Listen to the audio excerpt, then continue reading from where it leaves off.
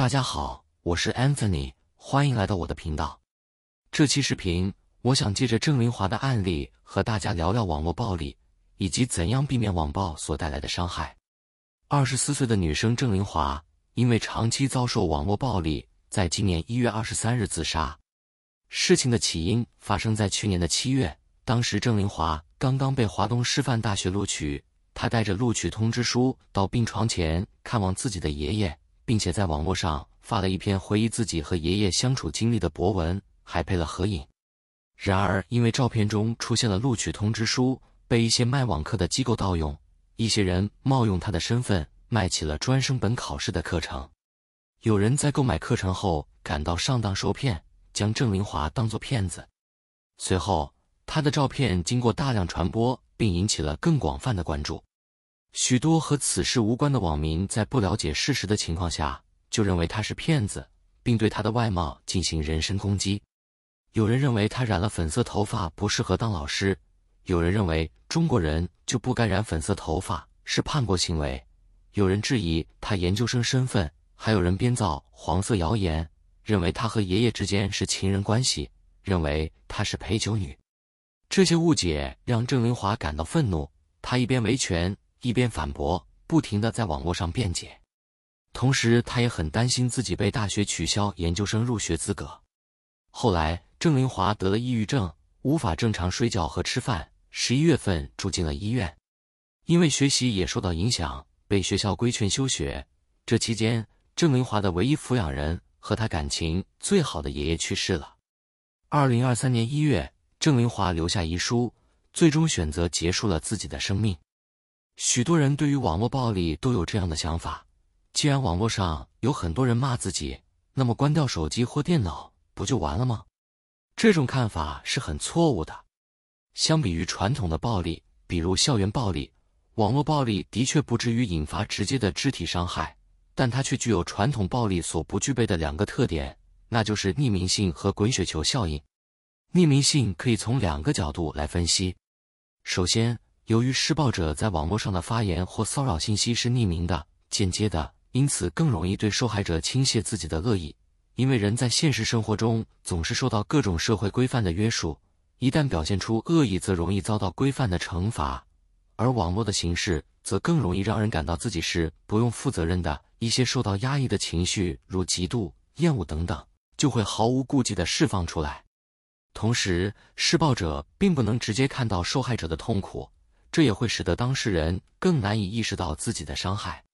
试想，如果网暴的施暴者和受害者是当面交流，他能直接看到受害者因恶语而痛苦的表情，那么他说出伤害性话语的可能性就会大大降低。从受害者这一端来看，由于施暴者是匿名的，因此受害者无法判断施暴者的身份、性格和思想，进而难以分析当事人对自己的恶意的原因。结果是这种对网络暴力的恐惧和不安全感容易具备弥散性，并蔓延到了当事人更多的社会关系之中。也就是当事人感到恶意是无法理解、把握、分析和控制的。这与现实中的暴力有很大不同。现实中的两个人发生暴力冲突都不是无缘无故的，当事人能够明确地理解对方的身份以及对方恶意的动机，从而在一定程度上将被伤害的责任归于一个明确的对象，从而避免了对自我的攻击和谴责。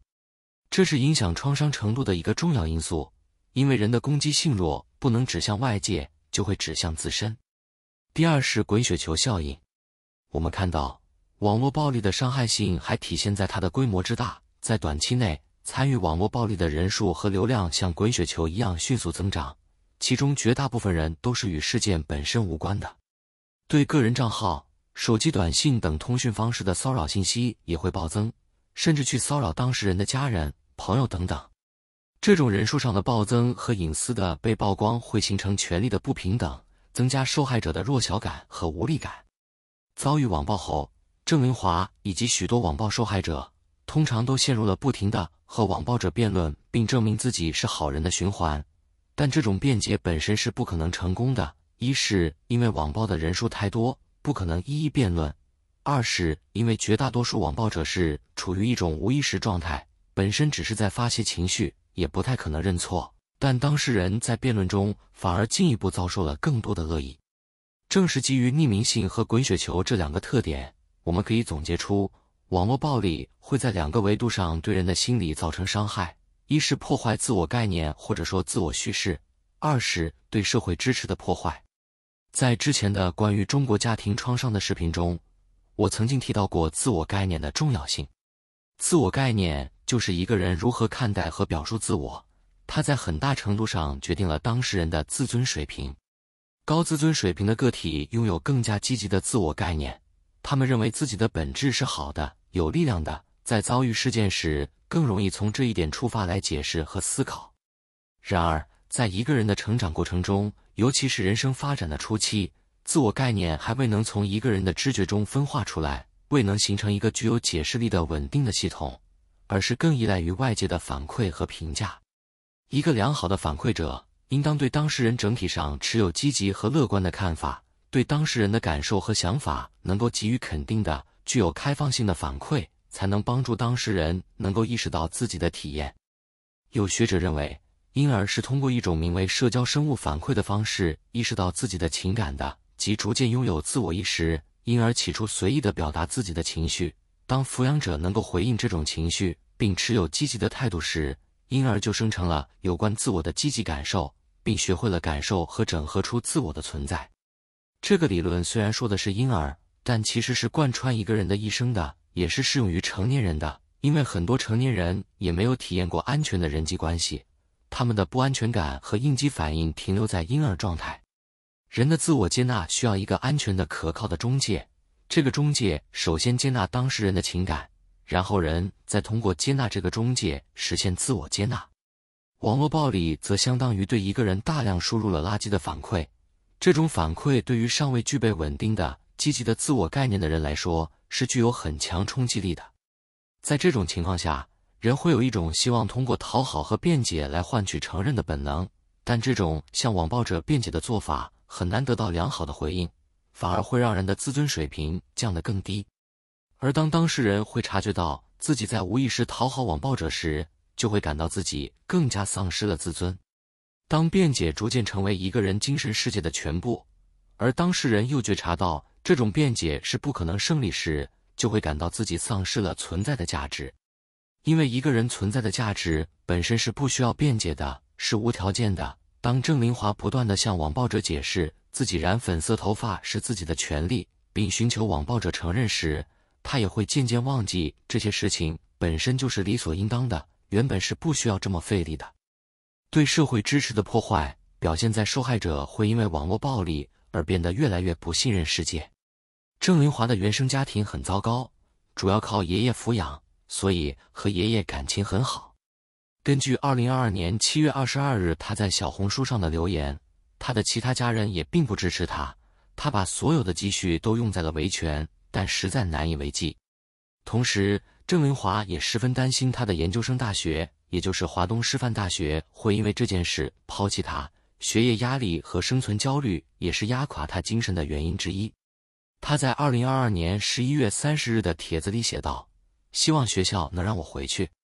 当时的他已经因为抑郁住进了医院并且休学，从这条帖子可以做一个合理推测，学校并不允许他回来。这很可能源于大学普遍采取的保守策略，也就是有精神问题或自杀倾向的学生会被强制要求休学或退学。研究生的学业压力本身就很大，而华东师范大学也是郑林华自我概念中的一个重要标签。当他因为心理创伤被强制休学时，他的社会支持也变得更加匮乏。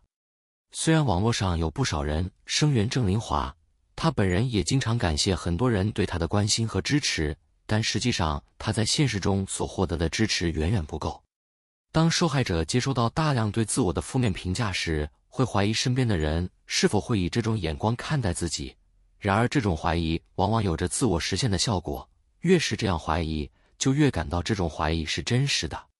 这或许也是郑林华虽然表示染粉色头发是正当权利，但后来又把头发染回黑色的原因，因为无法确定所遇到的每一个人是否会在内心里这种恶意的眼光来看待他。最后，我想提几点关于避免网暴伤害的建议。首先，一定要停止向网暴者无休止的辩解，这只会让痛苦和敌意越来越深。很多人试图修复创伤的方式，就是不断让自己置身于创伤环境，希望通过克服环境的伤害来达到心理上的疗愈。这种方式似乎有一种强大的吸引力，但结果往往只会让伤口越来越深。有些人一生都没能恶劣的亲密关系，总是不断的遭遇一个又一个烂人，也是这个原因。因此，远离创伤来源非常重要。第二，积极去寻找那些能够最大程度接纳真实自我的人际关系。在这样的人际关系中，当事人通过尽可能地表达创伤体验，表达自己的担忧和恐惧，获得承认和理解。医治创伤的最好办法是让自己置身于充满善意的环境，这样当事人就会慢慢地用好的关系和体验来替代坏的体验。第三，要给自己争取一个缓冲的休整空间。在遭遇创伤后，人的调节语言和记忆的大脑中心会被创伤性的感受所淹没，这会抑制人的语言能力和思考能力。因此，这段时间应当暂停自己的工作或学业，不要给自己很大的压力。最后，真心希望郑林华这样的悲剧不再重演。这期视频就到这里吧，感谢大家的收看。